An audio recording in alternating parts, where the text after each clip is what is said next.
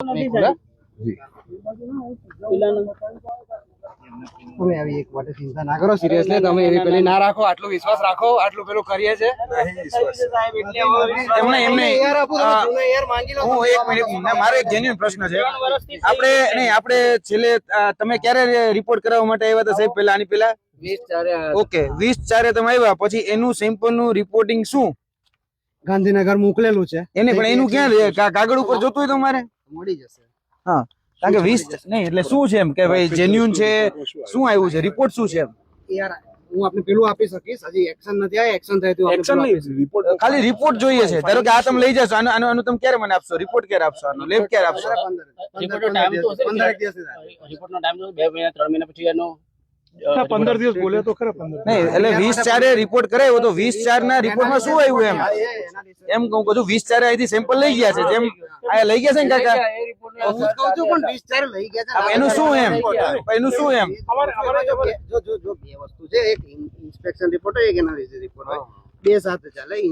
Analysis report આવી ગયા છે, ઇન્સ્પેક્શન રિપોર્ટ ફ્રીઝ થઈ જાય, આપણે આખી વસ્તુ આપી દઈશું, અમને કોઈ પ્રોબ્લેમ નથી. એમ નહીં, તમે સીધું આપી દેશો કે આરટીઆઈ થી તો કોઈ માહિતી માંગીને માંગવા પડશે તમારી જોડે? આરટીઆઈ થી માંગજો, તમને આટલા અહીંયા રેગ્યુલર આવે જ છે, આપને બી ખબર છે ને, અમે આપીએ જ છે.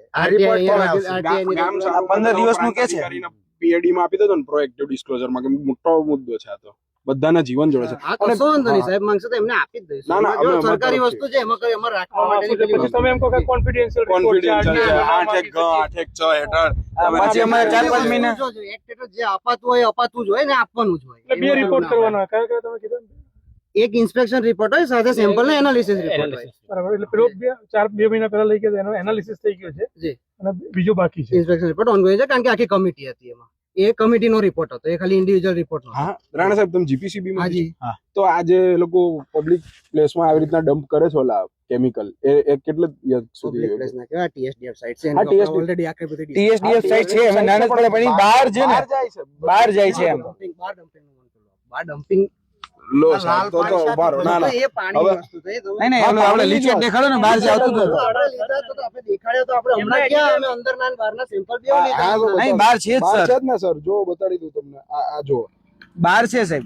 હા તો બહાર નું લીધું ને, બહાર જે પાણી ભરાયું છે, અને બહાર નું બી સેમ્પલ. એટલે હું તમને પ્રશ્ન કહું છું કે આ બહાર જાય છે, એ કઈ હદ સુધી યોગ્ય છે? બાજુના જે તળાવો છે ને, એ ખરેખર કન્ટેમિનેટેડ વોટર છે.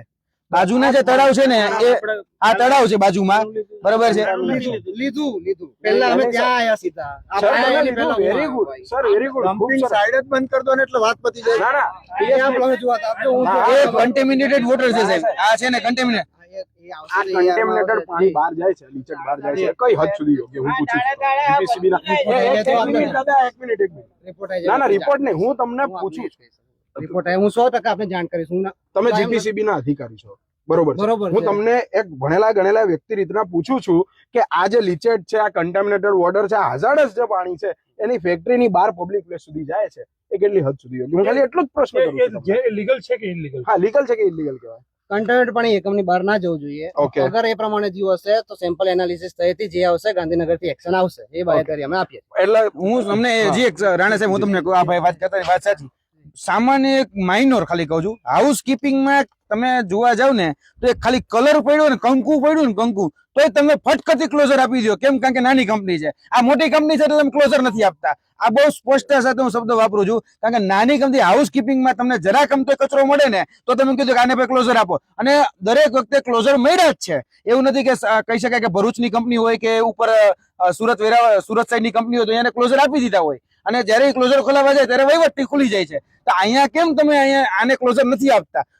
આટલું મોટું તમે જુઓ, ડમ્પ થાય છે, બહાર આ લીચેટ મળે છે, બહાર આટલું ગંદુ પ્રવાહી મળે છે, છતાં અહીંયા તમે નથી આપતા. મેં તમને કીધું હાઉસ કીપિંગમાં જરા કમતો ખાલી કંકુ દેખાણું હોય. જ્યારે નોન કમ્પ્લાયન્સ 2023-24 માં ડાયરેક્શન બી આયેલા છે, ક્લોઝર બી આયેલું છે. જી જી, કન્ટિન્યુ. આયેલું છે, એવું નથી કે નથી આવ્યું કે નથી થયું. એટલે આના પર જે આવશે એના પર એક્શન લેવામાં આવશે. આપણે 24 ની વાત કાઢી છે, તો 2024 માં 12મા મહિનામાં નામદાર ગુજરાત હાઈકોર્ટમાં જે પાર્ટી હતી, એમાં જેનું ટીએસડીએફ પ્લાન્ટ છે, ખાનગી કંપની પેટિશનર બની હતી, અને રિસ્પોન્ડન્ટ નંબર 3 જીપીસીબી હતું. એમાં જીપીસીબી એમ કીધું હતું કે અમારી ગાઈડલાઈન પ્રમાણે ચાલે છે. ભાઈ, કેટલા ટાઈમથી આ લીચેટ, બોલજો કાકા, કેટલા ટાઈમથી આ લીચેટના ગંદુ પાણી બહાર આવે છે? 3 વર્ષથી.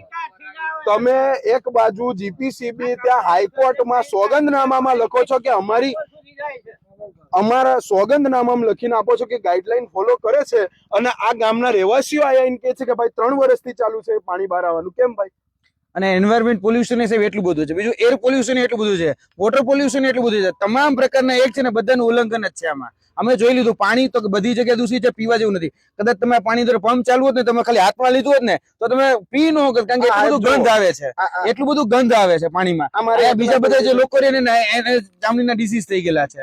બહારની વાત કરી ને તમે, સાહેબને પૂછો કે ગયા ચોમાસામાં આ નાળામાં રહીને નદી સ્વરૂપે આ કેમિકલ બહાર છે ગોમતી સુધી ગયું છે કે નહીં? અંદર આવી જજો.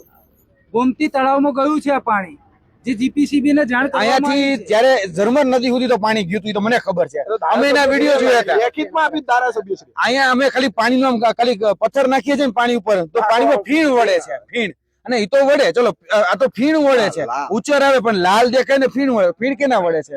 એટલે એમને તો કન્ટેમિનેટેડ વગર તો મળે જ નહીં. ક્યાંક ને ક્યાંક આની અંદર ઝેર ગયું છે તો જ આ થવાનું છે, બાકી તો આવવાનું નથી. આ એડલ્ટ્રેશન જે તમે માનો છે, અને એડલ્ટ્રેશન માનવું જ માનો, નો માનો ન માનો, આ કન્ટેમિનેટેડ વોટર તો છે એટલું અમે સ્પષ્ટ માનીએ રાણા છીએ. સાહેબ, સ્ટે ઓર્ડર જ્યારે પ્રાંત અધિકારી શ્રીએ ત્યાં સીલ મારી દીધું હતું ને, સ્ટે ઓર્ડર એક જ શરતે આવ્યું હતું કે રિસ્પોન્ડન્ટ નંબર 3 એટલે કે જીપીસીબી લેખિતમાં આપ્યું છે, સોગંદનામા આપ્યું છે કે અમારી ગાઈડલાઈન ને ફોલો કરે છે.